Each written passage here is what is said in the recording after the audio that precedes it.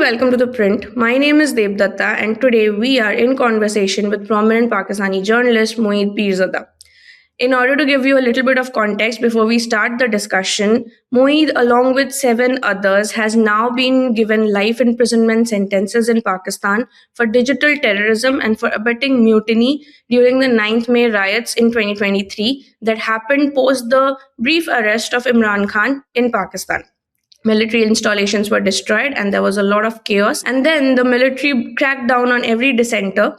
2 years down the line, last Friday, a sentence was handed to them in absentia without a defense counsel and without any court hearing, where they were served double life terms. And now we talk to him to understand what is the implication of this and what is the situation and the condition of press freedom in Pakistan under a military rule. Welcome to The Print, Dr. Moeed. Devdatta, thank you for raising this issue. Thank you so much. I greatly appreciate it. To begin with, I want to understand from you, how do you look at this case? What was your first reaction when you heard that you had been given 2 life terms for something that you were not even present at that point? And how did you react to it? How do you look at the situation that happened post then? Devdatta, this decision was both expected and unexpected. Expected in the sense that this this bogus, stupid case ridiculous case was registered somewhere on 13th of June 2023, 1 month and 4 days after the 9th May.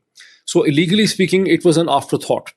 And this was a very stupid case on the factual basis, apart from the points of law, which is another story. Factually, it's a very stupid case because I have been named in an FIR, the First Information Report, along with a fellow journalist by the name of Sabir Shakir, who lives in England, somewhere close to London. And I live close to Washington. So we both exist in different time zones and Pakistan exists in different time zones. So when this happened in May, Pakistan was 9 or 10 hours ahead of Washington time. And it was 4 or 5 hours ahead of UK time. And UK time was 4 or 5 hours ahead of Sabir Shakir. Yet the Pakistani FIR, the bogus FIR, which has been registered 1 month and 4 days after the actual events of 9th May, basically identifies me and Sabir Shakir together directing a mob how to attack a military installation in Islamabad. We do not know which military installation it was because I have lived in Islamabad all my life, and I do not know which military installation ever existed in Islamabad. But that is beside the point. The FIR doesn't even say that we incited. I first thought when I heard of the FIR, I thought that they will accuse us that because of our programs and because of the nature of broadcasts which we do or commentaries, we have incited or provoked or persuaded the people to do something. But that perhaps would not meet the legal requirements in Pakistani law. So the FIR they have registered says that a man walks up to a mob somewhere in the middle of the day while I was sleeping in Washington at 2 p.m. or 3 p.m. in Pakistani time. Remember, I'm 9 to 10 hours behind Pakistani time. And by the time I woke up at 9 or at 9:30 or 10 in the morning, all the riots in Pakistan were over. But the FIR says that this man walks up to the mob that was attacking a military installation, and he found they were carrying mobile phones in their hand. And on the mobile phones, my FIR says that I was directing the mob how to attack the military installation. And in case of Sabir Shakir, the FIR says that Sabir Shakir was directing them how to attack the military installation. So it's a very bogus thing. And this, many people did not challenge it. Of the 7 people against whose these FIRs was registered, many of them never challenged. But I asked a very competent and a very prominent barrister at law in Islamabad to go to the court and try to present me. However, he went to the court. He was told in writing, and I have that court order in writing, that he cannot present us because we have absconded from the country. Now, there is another stupidity. I have been living in United States from the end of October 2022. When 9th May 2023 happened, I had been living in United States for about at least 8-9 months. So how could I have absconded from Pakistan when, according to the FIR? So the barrister was never allowed to present the case. And legally speaking, the case could not have progressed under the Pakistani law and the constitution. If a person is not available, you cannot try. The trial in absentia is against the Pakistani law. But after firing our barrister, this court in its infinite wisdom put up its own lawyer to defend us. We do not know who that lawyer is, who authorized that lawyer. This is another problem in the law, that you cannot appoint a lawyer. If you have to, even if the state has to appoint a lawyer, to defend someone, that person, the defendant, has to approve that lawyer. So we do not know which lawyer they put up to fulfill the court requirement. And then this decision was reserved several months ago. So we do not know when these proceedings took place, who were the people who presented themselves in front of the court, and why the decision was reserved, and why the decision came out now. So they could have, since everything was up to the military officers of Pakistan, they control all the session courts, the anti-terror courts, the high courts, now the Supreme Court as well. So they could have given this judgment 1 year ago. They could have given this judgment 6 months ago. They could have given this judgment 2 months ago. Why they have given this judgment against all of us now? We believe they want to do something in January. They have some sort of political decision making in January, and they want to divert attention to create fear and panic. And this is the basis of these stupid decisions. I mean, when you say, sir, that there is some kind of planning that they are planning to do, or there's something that they want to do, is it something like another constitutional amendment? Because the 27th constitutional amendment was widely criticized and debated, and just like you said, the powers of Supreme Court was stripped as the apex court of law. In this scenario, how difficult does it become to even seek legal help when you know that this is a bogus case and I need to seek legal help? In absentia, trials are against the constitution, but you are not accorded a lawyer. The lawyer that you appoint is not allowed to fight on your behalf.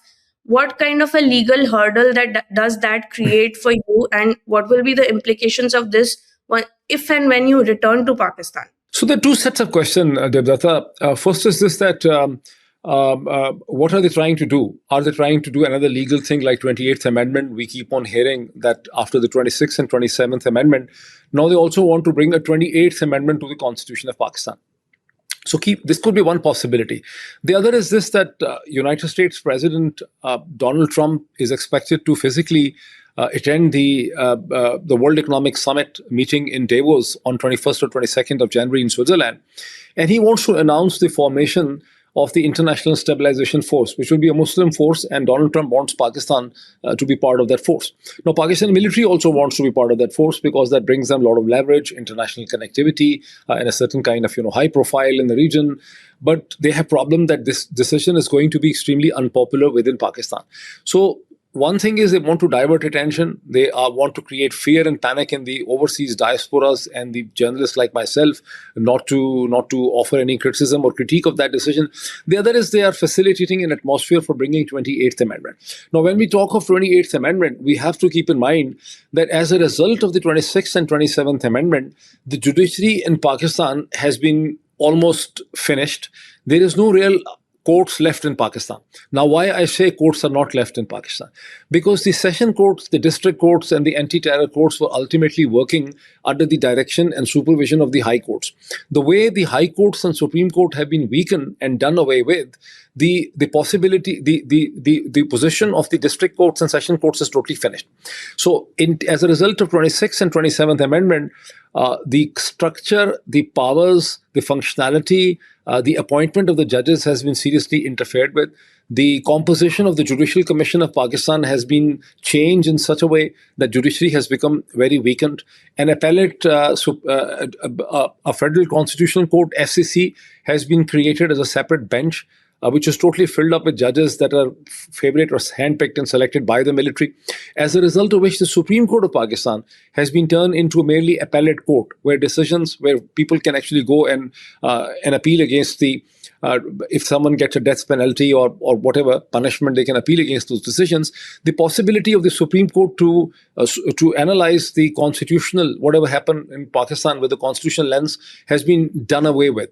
So if these things had not happened, the 26th and 27th Amendment, and senior judges were not forced to resign, the real Chief Justice of Pakistan should have been Justice Mansoor Ali Shah, who also resigned after 27th Amendment, and Justice Athar Binullah, another very respected jurist, was made to resign. Similarly, judges of the Islamabad High Court like Justice Tariq Mahmood Jahangiri was hounded and was forced to and was basically sacked, and so many other judges have resigned. As a result of this, judiciary has become so weak that the district courts and high courts have become merely tools in the hands of the military officers. So the decision that came from the anti-terror court is not actually from an anti-terror court. It's actually from a military control court. So where can we go for an appeal? We have no possibility of appeal against this decision anywhere in Pakistan. However, we can definitely rely upon the international mechanisms to defend ourselves. And I would like to ask you that why do you think that this set of people or you were specifically targeted by the military? What is it about, what is it about your journalism? What is it about your work that irks them so much? And how difficult then does it become to pursue journalism in such, in such an atmosphere of repression? Devdatta, this is another very good question. You see, we are targeted, we 7 people are being targeted, not because we're doing anything special or extraordinary.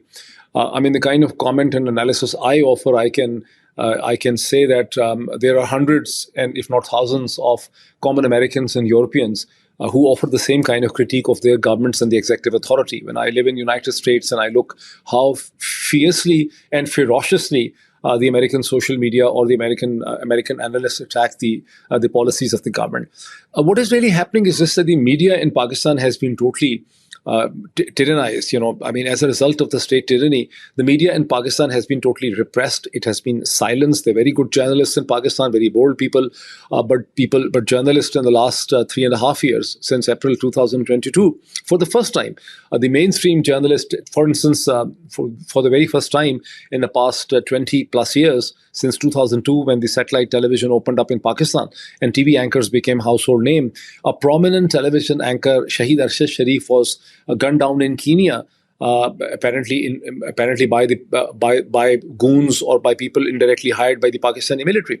And in the same time period, editors, columnists, journalists, TV people, other people have been abducted on the roads, have been beaten, their properties have been confiscated, their families have been harassed. There are, I think, several dozen journalists at the moment who have been fired from television channels. They're without jobs. They're all expressing their opinions, if possible, through Twitter or through YouTube. So in this age of repression, it is simply not possible for Pakistani people who are within the geographical locality of Pakistan to offer any meaningful criticism. So our criticism of these 7 people or 8 people, it is not only these 7 journalists against whom they have pronounced these judgments, but also there are 100 plus people or hundreds of people on the Twitter who are being harassed by the Pakistani government. They identify their relatives in Pakistan, they pick them up, they harass them, they register cases against them. So all the people who are outside Pakistan in Canada, United States, UK, Europe, Australia, New Zealand, they now become their targets because they have silenced everyone in Pakistan.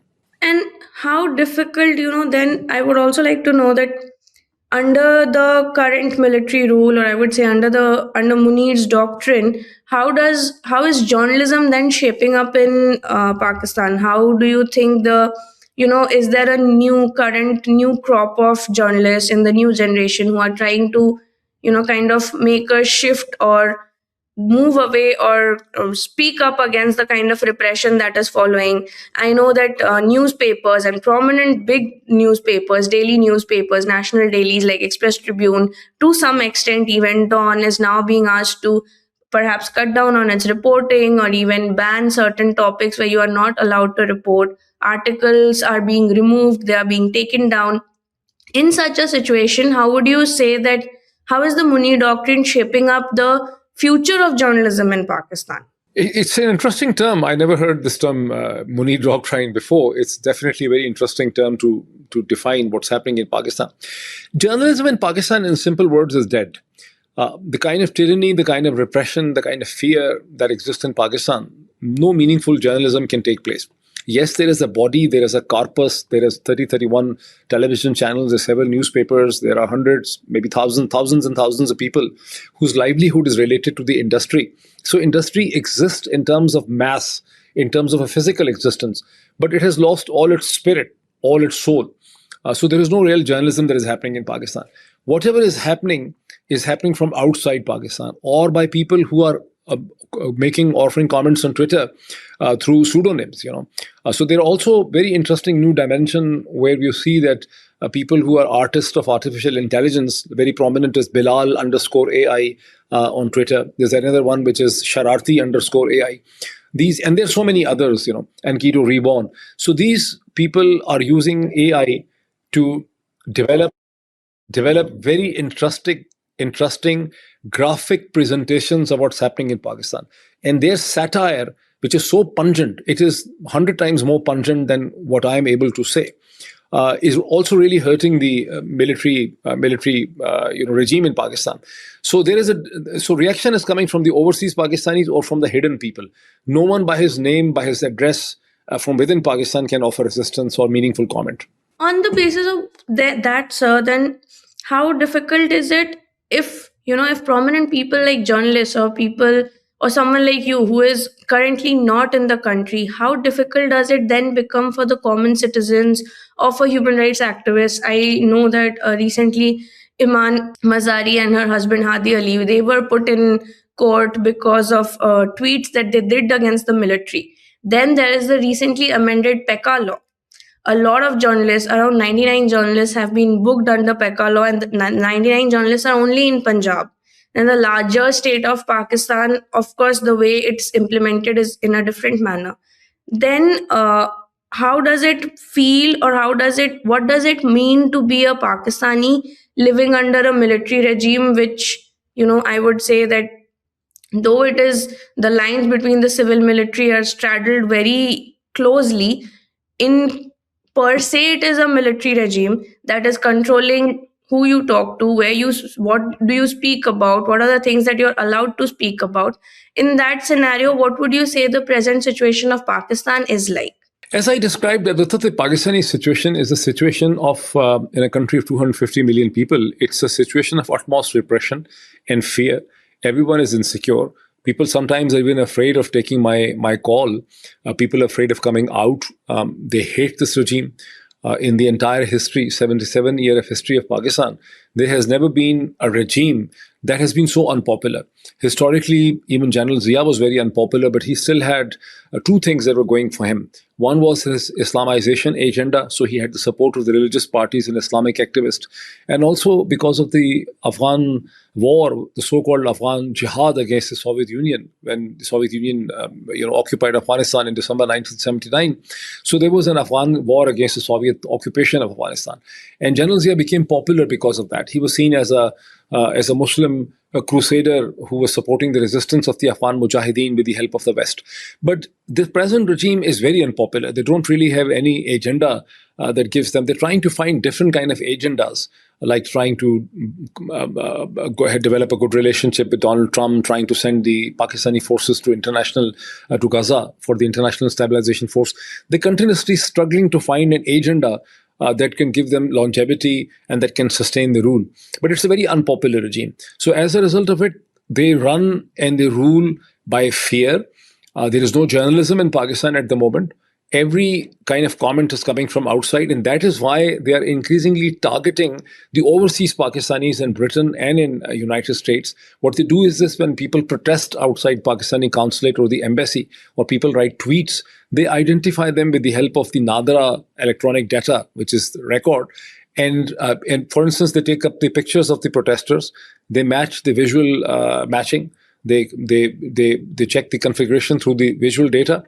And then they identify their family members, their fathers, their brothers, their sisters, their cousins, and they register cases against them or they pick them up. Only a few weeks ago, there was a lady, Nadia, in Chicago, who's an American citizen, works for the education department. She was doing very aggressive videos on TikTok, and she made some kind of comments which against General Munir. And her brother was picked up. So she was made to then not only delete her own video, but she was made to record and publish and upload a video of apology. So this is the way. So you can imagine that the cycle of fear, the epicenter of fear, has extended to United States, has extended to Great Britain. And look at what they did to Barrister Shahzad Akbar. Twice, his home was attacked. First he was thrown acid in November 2023. This time a man was sent to beat him up. Then his house was also attacked. Then there were also attempts at extradition of Barrister Shahzad Akbar and Major retired Adil Raja, who by the way is now a journalist registered with National Union of Journalists, NUJ. So all these things means that there is a rule by fear that hasn't really happened in the history. The history of Pakistan was not very ideal or impressive, but such kind of rule by fear has never taken place even in the history of Pakistan. And would you also say that, a lot of it also has to be because a lot of you were speaking in support of Imran Khan at one point of time? Even the 9th May cases, the case was registered because supporters of Imran Khan were seen to be supposedly destroying military installations. In these kind of cases that are filed against you or against other journalists, how much of a factor is your support or your having spoken up for Imran Khan at one point of time, which is like a sore spot for the military? Devdutt, this is true. The military regime of Pakistan sees us only as extensions of Imran Khan or supporters of Imran Khan. And they're so zealous about it that they ignore the basic points. For instance, I have never been part of the Pakistan Tehreek-e-Insaf, neither has been Sabir Shakar. Myself, Sabir Shakar, Haider Mehdi in Canada, we have never, or Major Adil Raja, we have never obtained any favors from Imran Khan. I have not been part of his government. I was not part of his advisors. He never offered me to be part of his government. I had nothing to do with him. So Imran Khan became a symbol of resistance against the regime change in Pakistan that was done in a very illegal, unconstitutional manner by controlling the Pakistani courts and by doing a dummy opposition movement by the military. But they see everyone who resists them. For instance, you mentioned Iman Hazar Mazari and her husband, Hadi Chattha. What have they to do with Imran Khan or Pakistan Tehreek-e-Insaf? If you go back before 2022, even after 2022, Iman Hazar Mazari is a bold legal activist and a human rights activist. And she has been vociferously critical of Imran Khan. But Imran Khan would not put her in jail or arrest her. Pakistan Tehreek-e-Insaf used to be, demonizing Iman Hazar Mazari all the time. So the problem is not because of Imran Khan. Yes, Imran Khan looks like a very convenient excuse. I think even if Imran Khan or no Imran Khan, the Pakistan's military-controlled regime is so vulnerable, they're so insecure, they're so unpopular that they have to keep on doing different things, and their repression will not end. Touch wood if Imran Khan is not there, or if Imran Khan had compromised with them, had gone and left politics. Don't you think, you think that this resistance by the Pakistani media or by the Pakistani diasporas would end? It would not end, and nor would the draconian measures which the Pakistani military regime is taking against us. And an arrest at sight order has been given for you and all the other journalists the minute you enter Pakistan or Islamabad. Is there any kind of anxiety or any kind of fear that you have now to return to your homeland? Devdutt, it's understandable that under the present circumstances, we cannot conceive of any return, even otherwise. Even if this decision was not there, the possibility of me actually going anywhere, not only to Pakistan, but also to anywhere in Middle East, Turkey, Muttahida Arab Emirat, UAE, or Saudi Arabia, or any country that doesn't have a system of law like the Western Europe or United Kingdom or United States, we would be at risk of actually being arrested on behalf of the Pakistani government. They, in the past, several months ago, also tried issuing red warrants from the Interpol, but Interpol's law says, its conventional law says that you cannot issue red warrants for journalists, for politicians, or for the ex-military officers. So they were not able to obtain any Interpol warrants against us. So the possibility of returning back to Pakistan doesn't exist. But at the same time, we also know that this regime will not last forever. We have been given 80 years punishment collectively, 25 plus 25 plus 10 plus 10, something like that. So the regime is not going to last for that long. We're waiting for a political change. Once there's political change, there would be different realities. Absolutely. That is extremely courageous of you. Thank you so much for speaking to The Print, Moeed. Thank you, Devdutt. Thanks for raising this issue. I greatly appreciate it.